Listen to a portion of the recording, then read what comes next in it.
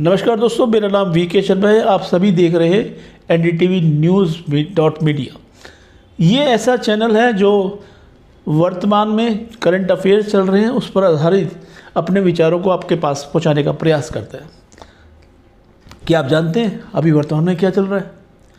वर्तमान में जो सबसे शक्तिशाली देश होने का दावा करते हैं अमेरिका, वो अपने पड़ोसी देशों पर ऐसी नज़र रखते हैं। वो कहते हैं कि हम तो वहाँ पर कुछ भी गलत हो रहा है तो उसको सही करने की तैयारी कर रहे हैं।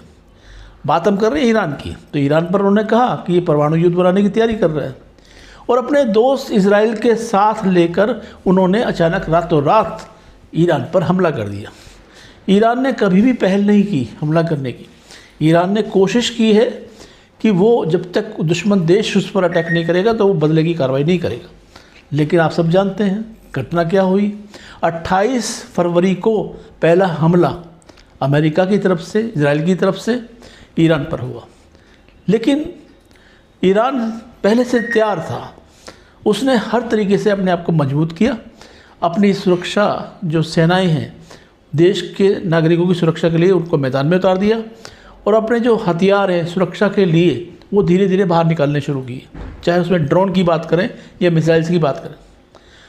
आरोप क्या था? आरोप था कि ईरान ने परमाणु संयंत्र के माध्यम से परमाणु बम बनाने की तैयारी कर दी है, लेकिन सबूत किसी के पास नहीं था।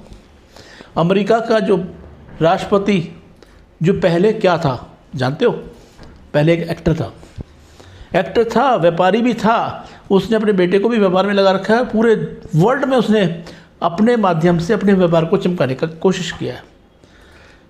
लेकिन अब क्या हो गया? ट्रंप राष्ट्रपति है अमेरिका का, शक्तिशाली देश है अमेरिका, लेकिन साथ साथ मानवता, इंसानियत इस बात का तकाजा करती है कि कभी भी आपस में एक दूसरे का गला मत काटो, भलाई के लिए प्रयास करो। इससे पहले क्या घटना घटी थी? इससे पहले 2 महीने पहले अमेरिका को जो राष्ट्रपति चुनने का मौका मिला, उसने ट्रंप को बना दिया। लेकिन भविष्य नहीं पता था ना, तो ट्रंप के दिमाग में घूम रहा है कि मैं भी एक नोबेल प्राइज़ हासिल करूं, शांति पुरस्कार हासिल करूं। लेकिन उसका कोई ऐसा काम नहीं है जिसमें उसे शांति के प्रयासों की प्रशंसा की जाए। ज़बरदस्ती बंदूक की नोक पर कहीं भी युद्ध शुरू करा देते हैं, और कहीं भी वो युद्ध में शांति का प्रयास करने के नाम पर अपने आप को नोबेल प्राप्त करने की तरफ आगे बढ़ता हुआ दिखाई देती है। इसमें ना भारत ने साथ दिया, ना कई और देशों ने साथ दिया। वो अपने मुँह मियाँ मिट्ठू बनने की कोशिश उन्होंने की, वो नाकाम रही, और रह रहकर वो यही अपना गर्मी या अपना जो वहशियाना तरीका है वो उस तरीके से ईरान को नेस्त नाबूद करने की दिशा में कदम बढ़ा चुके। करंट पोजीशन क्या है? इस युद्ध के माध्यम से ना केवल ईरान, ना केवल इजराइल, ना केवल अमेरिका, और बल्कि साथ के जो मुस्लिम देश हैं, वो UAE की बात करें, बहरीन की बात करें, या हम भारत की भी बात करें, पाकिस्तान की बात करें, अनेकों देश हैं जो इससे प्रभावित हो रहे हैं। क्योंकि पूरा विश्व फ्यूल पर निर्भर है। फ्यूल कौन सा? पेट्रोलियम पदार्थों पर निर्भर है, गैस पर निर्भर है। उस पर अचानक से संकट आ गया है, और हर देश की जो अर्थव्यवस्था है डगमगाने लगी है। ऐसे में भारत भी अछूता नहीं है।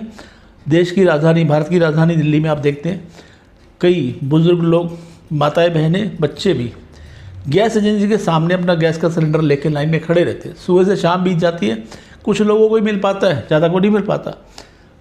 कहते तो ये भी है कि अफवाहें उड़ा रखे कि यहाँ पर कोई कमी, बहुत कमी है, लेकिन सरकार का दावा है कि यहाँ कोई कमी नहीं है। अल्टीमेट रिजल्ट क्या है आप भी जानते हो, पढ़े लिखे हो, समझदार हो, और हम पत्रकार के रूप में आपको जानकारी दे रहे हैं कि आम जनमानस के घर में गैस का सिलेंडर तो है, लेकिन उसमें गैस नहीं है।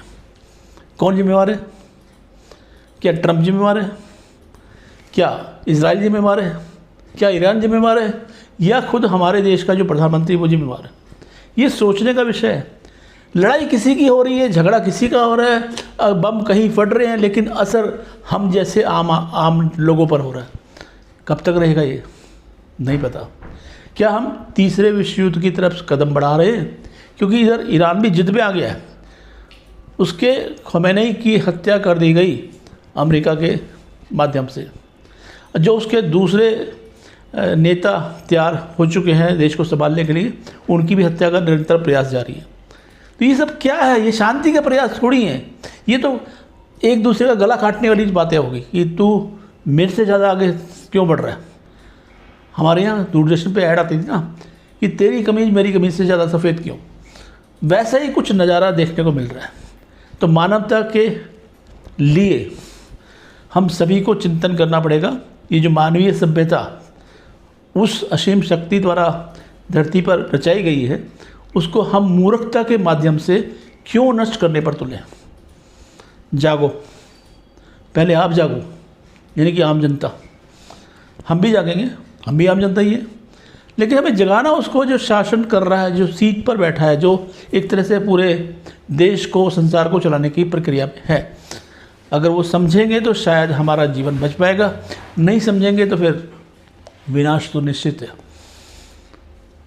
आप भी अपने विचार दीजिए, मिलिए या हमें फ़ोन कीजिए, नीचे नंबर्स दिए गए, अपने विचार से हमें अवगत कराएं और लगातार देखते रहे आपका, हमारा, सभी का ये चैनल। नमस्कार।